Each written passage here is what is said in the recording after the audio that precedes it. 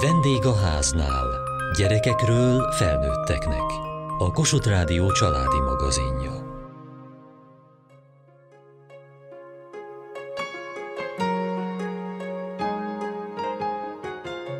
A szakemberek szerint 100 000 autista él Magyarországon. Közülük sokan még gyerekek, de találnak-e iskolát, ahol fogadják őket? Vagy tudnak-e szakmát tanulni?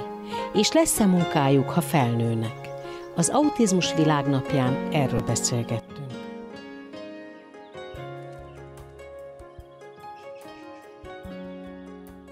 Négy gyereke van, ebből egy autista, 20 éves. Hol tart most az iskoláiban? Egyik középiskola sem vette föl a gyermeket. 8-at, mikor elvégezte, ő 17 éves volt. Átmentünk a felvételi eljáráson, de nem vették föl sehova. Megírta a központi írásbelit, és igen, be is adtuk olyan intézménybe, ahol rajzot tanulhatott volna. Egyébként ott a legutolsó volt a pontszám alapján, kiejtették.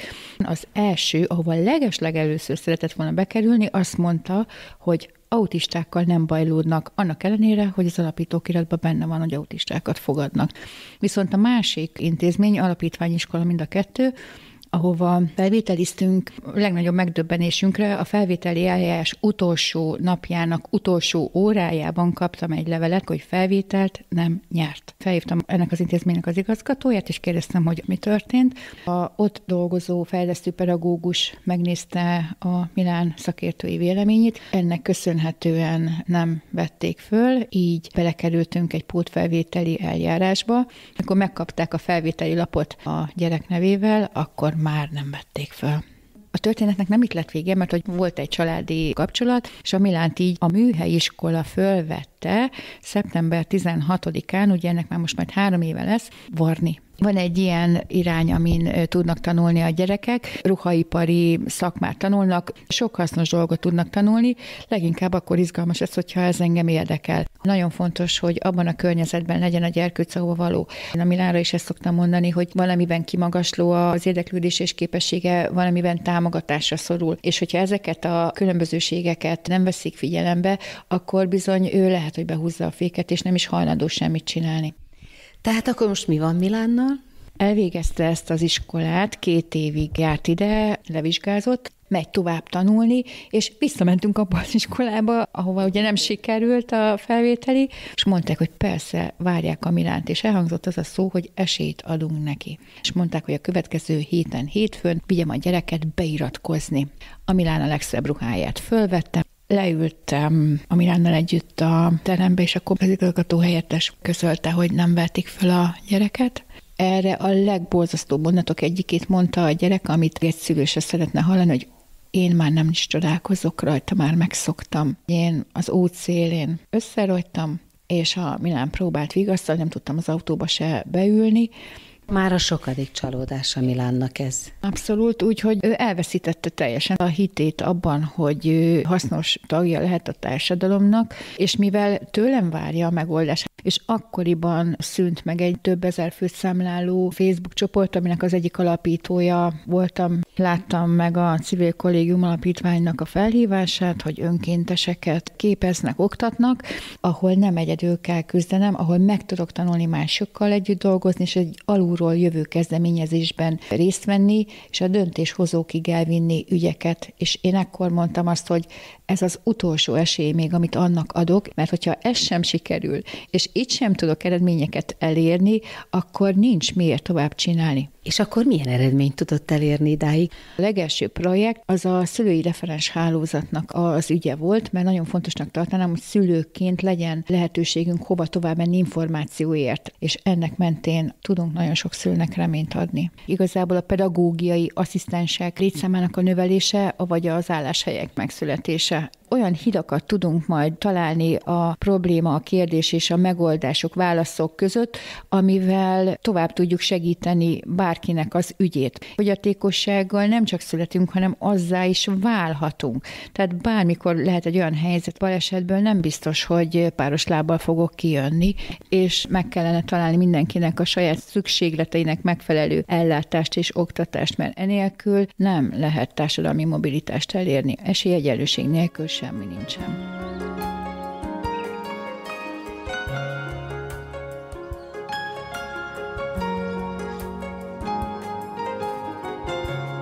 Turcsik Katalin, a Magyar Pedagógiai Társaság alelnöke, pedagógiai szakpszichológus. Sokat találkozik autista gyerekekkel? Évről évre többet. Érzékelhetően növekszik a létszámuk, igen. Becslések szerint közel 100 000 autista él Magyarországon. Ebből mennyi lehet az iskolás? A 8 általánosnál kevesebb végzettségűeknek a száma növekszik. Az arányuk az csökken, mert hogy az iskolai végzettség nélküliek aránya az autizmus spektrum zavaron belül is csökkenő tendenciát mutat. Tehát ez azt jelenti, hogy megjelennek bölcsödében, óvodában, általános iskolában, középiskolában, és megjelennek szakképzésben. Mi a helyzet ezen a területen? Tudnak-e az autisták valamilyen szakmát tanulni? A törvényi lehetőségek nyitva állnak, és az utóbbi években ezek a törvényi lehetőségek még tágabbakká váltak.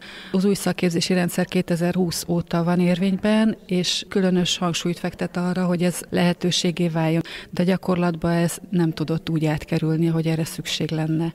Nemrég változtattak alapítókiratot a szakképzési intézmények, és megjelentek az iskolák alapfeladatai között az autizmus spektrum zavar és egyéb sajátos nevelési igényű formák, de ennek előkészítése nem történt meg. A tanárok nem lettek felkészültve, és sok helyen még tájékoztatva sincsenek erről. Tehát, hogyha én oda viszem egy ilyen szakképzési intézménybe a gyereket, akkor föl kell venni őt, mert hiszen benne van az alapítókiratukba. De mi történik utána? Pontosan így van, fel kell venniük, de hallottunk olyan példát, hogy nem veszik fel feltétlenül, mert az igazgatónak joga van dönteni arról, hogy nem veszi fel. Annak ellenére, hogy beírta az alapítókiratba? A fenntartó beírja az alapítókiratba, az intézményvezetőnek joga van dönteni arról, hogy kit vesz fel. Ez egy törvényi ellentmondás, ami jelen van, és hogyha a szülő ezt nem kéri számon jogi úton, akkor ez megtörténik. Hogyha pedig fölveszi az intézmény, akkor pedig jó eséllyel nem fog autizmus specifikus ellátást kapni az illető gyermek, mert nem áll rendelkezésre olyan szakember. Az a lehetőség, hogy utazó gyógypedagógust hívnak, de ez a gyakorlatban nagyon ritkán valósul meg. Iskolapszichológusként mit tud segíteni? Ők olyan gyerekek, akik integrált intézményben tanulnak, és a szakértők azt mondják, hogy integráltan oktathatók. De az, hogy egy konkrét iskolai közegben, egy konkrét osztályközösségben tudnak-e működni, és hogy ebben minél inkább megtalálják a helyüket, nagyon sok készséget tudnak elsajátítani, megtanulni, sok olyan trükköt, helyzetet, technikát tudnak kialakítani, amik segítik őket, és ebben tudjuk mi őket támogatni iskolapszichológusként. Milyen problémával jönnek? Sokszor van az, hogy nem tudnak barátkozni, igényük lenne rá, de nem tudják, hogy kell megszólítani a többieket, közeledni hozzájuk. Nem értik, hogy amikor ők mondanak egy hasonló kifejezést, egy hasonló kommunikációs sablont, mint mások próbálják ugye ellesni a többiektől, akkor az miért nem működik. Nem tudják, hogy minek van relevanciája, minek van helye, mit hogy fognak fogadni a többiek. Az sok kudarc miatt önbizalomvesztéssel küzdenek, van, hogy a szüleikkel nem tudnak jól kommunikálni, megértést találni, és nagyon sokszor a tanárokkal is vannak konfliktusaik. Olyan viselkedési jellemzőik vannak, aminek a megértése a többiek számára nem egyszerű. Például nagyon érzékenyek bizonyos hangokra, zajokra, nehezen tűrik a változásokat, rugalmatlanul gondolkodnak, hogy ezt a környezetük megértse, értelmezni tudna, az is iskolapszichológusi feladat. Tehát ilyenkor nem csak az adott tanulóval van dolgunk, hanem a közösséggel is körülötte, a tanárokkal és a szülőkkel is. Olyan alkalmakat teremtünk közösen, amikor együtt tudunk gondolkodni. Milyen sikerei vannak? Nehéz mindenkinek változni, egy autistának is nagyon nehéz változnia, de igaziból a többieknek is nagyon nehéz változniuk. Amiben sikerélményem van, az inkább az, hogy megértetni velük azt, hogy a különbözőségeknek van létjogosultsága, és nem értékelni kell ezeket a különbözőségeket, hanem elfogadni és konfrontálódni velük, mert egy csomószor azért ebből nehézségek vannak, frusztrációk vannak, de hogy ezeket is kezelnünk kell tudni.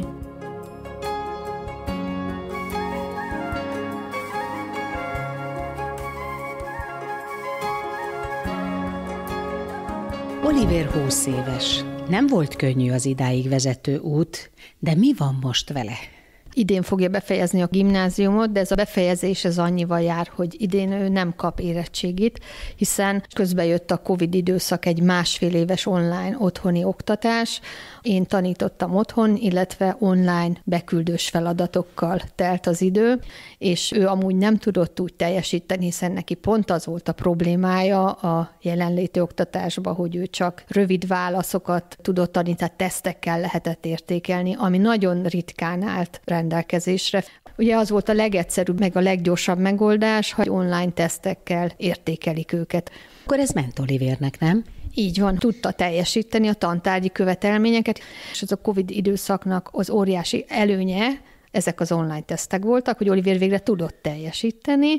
Visszatértünk, akkor megszűnt ez a lehetőség. Azt mondták, nem tudják tovább ezt az online oktatás alatt bevált módszert vinni, és így Olivérnek egyre nagyobb dolgokkal kellett szembesülni. De hiába vágyott vissza, mert ő ugyanolyan kamasz volt, mint a többiek, tehát vágyott a baráti társaságra, a közös élményekre, de hogy visszatért, rá kellett, hogy leépültek ezek a inger küszöbök nála, tehát nehezebben viselte a nyüzsgést, azt meg nagyon nehezen viselte, hogy megszűnt az értékelési módszer, amiben ő jól tudott teljesíteni. Megint visszakerült abba, hogy ő az a tanuló, aki nem tud teljesíteni. Akkor mégiscsak eljutott 20 éves korára arra, hogy vége legyen a 4. évnek, idén befejezi, de miért nem tud érettségizni?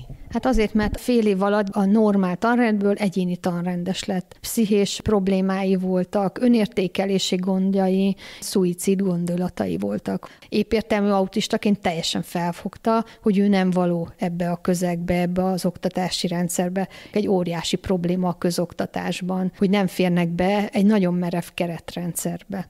És így Olivér egyéni tanrendes lett, tehát visszatért az otthoni tanulásba, tehát pszichésen megint megfelelő állapotba került, de hát az érettségi vizsgáknak ugye nem tud eleget tenni. Az érettségi az egy merev keretrendszer, tehát nincsen történelemből, irodalomból, csak teszt feladat, nem lehet az sem, hogy ott legyen egy pedagógiai asszisztens, aki mondjuk segít a feladatok értelmezésére, hiszen a gimnáziumban sem volt ott. Tehát akkor nem lesz érettségie? Igen, most így fog kikerülni, hogy 5 tárgyból folyamatosan küldjük be a tesztfeladatokat, tehát majd le tudjuk zárni ezt a középiskolai tanulmányt. Most kerülünk be abba a pozícióba, hogy pályaválasztási, meg pályaorientációs lehetőségeket keresünk autista embereknek. És mit szeretne? Mivel eddig sem kapott nagyon segítséget ehhez, most sem, így nem tudjuk igazából, hogy ő mire lenne képes, viszont mi folytattunk egy művészetterápiás tevékenységet, a kisfilmezést, amiben nagyon sikeres, tehát mi speciális filmes szemlékre járunk, fesztiválokra, ahol Olivér kisfilmjei mindig díjat nyernek, és ebben felbuzdulva most már profi írókkal és filmes munkatársakkal készülünk egy profi alkotásra, tehát ebbe találja most meg azokat a pozitív dolgokat, meg motivációkat, hogy meg tudja mutatni, hogy ő is képes valamire, és soha nem tudhatjuk, hogy ez a művészetterápia nem fog majd oda vezetni, hogy valamit megtalálunk, amit a hivatásának tud választani. De hát a maga hivatása az, hogy Olivért fölnevelje, ha jól érzékelem.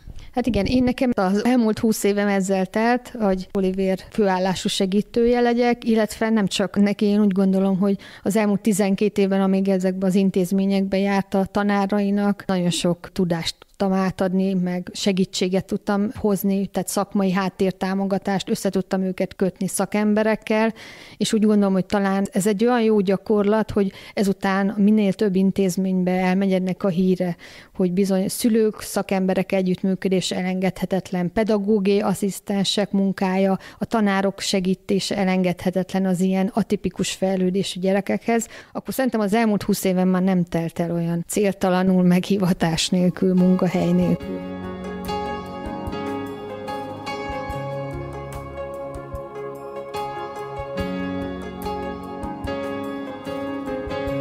Őszi Tamásné gyógypedagógus, de van egy ennél fontosabb pozíciója is, az autista általános iskolának az igazgatója. Ez az iskola a 8. kerületben működik Budapesten, és ezen kívül az országban még egy van Gyöngyösön, pedig ennél sokkal többre volna szükség. Mi az, amit az önök iskolájában tudnak adni az autista gyerekeknek, máshol meg nem? A speciális intézményekben az, amit biztosan meg tudunk adni, az a tapasztalat, a szakembereknek a képzettsége, végzettsége, és egy olyan sérülésspecifikus környezet és eszköztár, amely kifejezetten ezeknek a tanulóknak a számára kifejlesztett eszköztár, autizmusban pedig egy teljesen egyénre szabott eszköztár. Bár autizmussal foglalkozó intézmény nagyon sok van az országban, kifejezetten csak autizmus ellátására valóban nem sok hely specializálódik, de nem jelenti azt, hogy ez a két iskola az ellátórendszer. Az egységes gyógypedagógiai módszertani intézményekben vannak autizmus osztályok, csoportok, illetve Magyarországon is viszonylag magas százalékban együttnevelésben vannak ezek a tanulók, együtt a többi nem autista diákkal. Hány gyerek jár most ebben az iskolába? Mi iskolánk az nagyon-nagyon pici, súlyosabban érintett gyerekeket látunk el, és 20 körüli az iskola létszáma. Akkor itt nincsenek is külön osztályok? Valóban olyan, mintha minden kisgyerek egy külön osztály lenne, mert mindenkinek egy személyre szabott egyéni fejlesztési terv szerint folyik az oktatása. Hány tanár van? Mivel az autizmus specifikus fejlesztésnek az egyik alapja a megfelelő tudású és létszámú szakember jelenléte, 14 fős tantestület van most a 20 gyermekhez, ami egy nagyon magas aránynak tűnhet, de az intenzív egyénre szabott fejlesztéshez ez szükséges.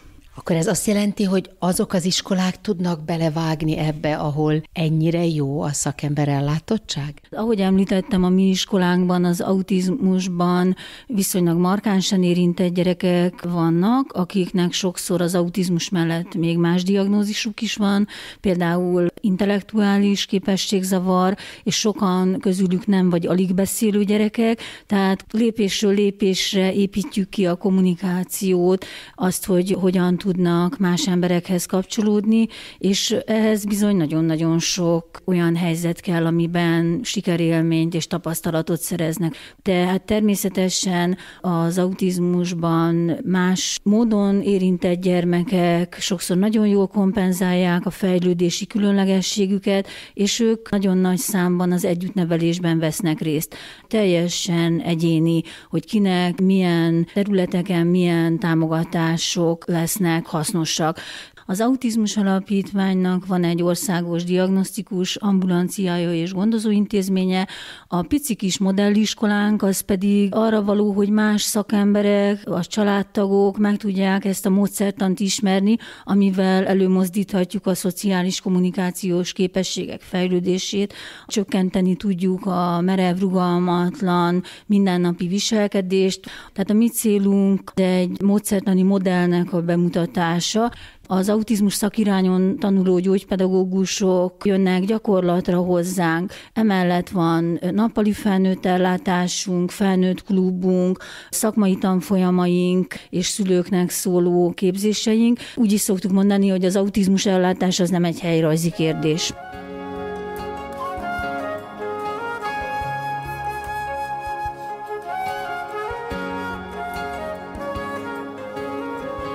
Mennyire nyitottak a szakképzési intézmények arra, hogy autista gyereket fölvegyenek? Turcsik Katalin pedagógiai szakpszichológus. Nagyon kevéssé nyitottak rá. Nincsenek rá kiképezve, nem is ismerik ezeket a dolgokat, ezeket a korképeket, ezeket a problémákat. Tényleg egy másfajta működésmódról van szó, csak mivel annyira másmilyen, ezért nagyon nehéz értelmezni. Egyébként, mivel már nagyon sokan vannak közöttünk ezek a személyek, ezek a tanulók és felnőttek, valahogy talán ez egyre könnyebbé válik, mert egyre több mindenkinek lesz olyan ismerőse esete, hogy lát ilyet. De egyelőre ott tartunk, hogy mivel most azért érzékeljük, hogy egyre többen vannak, most az ijegység fázisa van, hogy úristen, mit kezdjek velük. Van olyan szakma, amit nem ajánlunk autistáknak? Vannak olyan szakmák, amiknél előfordulhat, hogy egy autista nehezen illeszkedik be, rosszul reagál, például, hogyha hirtelen fény- és hőhatások, hanghatások vannak, akkor esetleg ő megijed, és rosszul reagál, és ilyen szakmákat nem feltétlenül ajánlunk autistáknak, de Nagyon fontos elmondani, hogy minden eset más, és minden autizmussal élő más. Azért is hívják autizmus spektrumzavarnak, mert nagyon széles a változatosság ennek a korképnek megjelenési formájában, és mindig az egyedi eset a döntő. Tehát nincs olyan szakma, amiről le vannak tiltva az autisták? Tommal nincsen.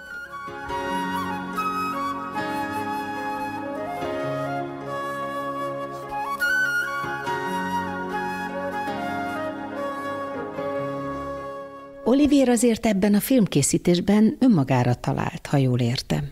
Igen, természetesen ezen a vonalon próbálunk elindulni, hogy majd ebből talán valamilyen közösségi vagy egyéb pályaorientáció kialakulhat. Igen, kreatív kommunikációs eszköz számára a filmezés, amiben tud magáról beszélni, meg a világról, és szerintem ez a legfontosabb, hogy ezek az emberek találják meg azokat a lehetőségeket, amely megmutatják a saját képességeiket. Milyen képessége van Oliviernek? Mi az, amit ezekben a filmekben érzékelni lehet?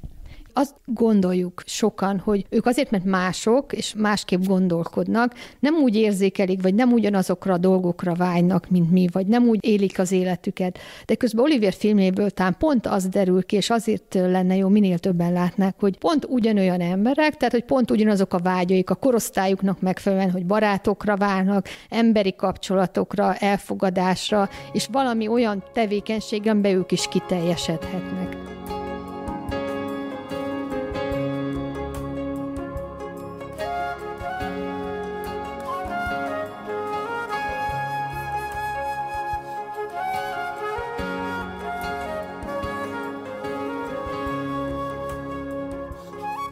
Az autisták nehézségeiről beszélgettünk az iskolában, az Autizmus Világnapján.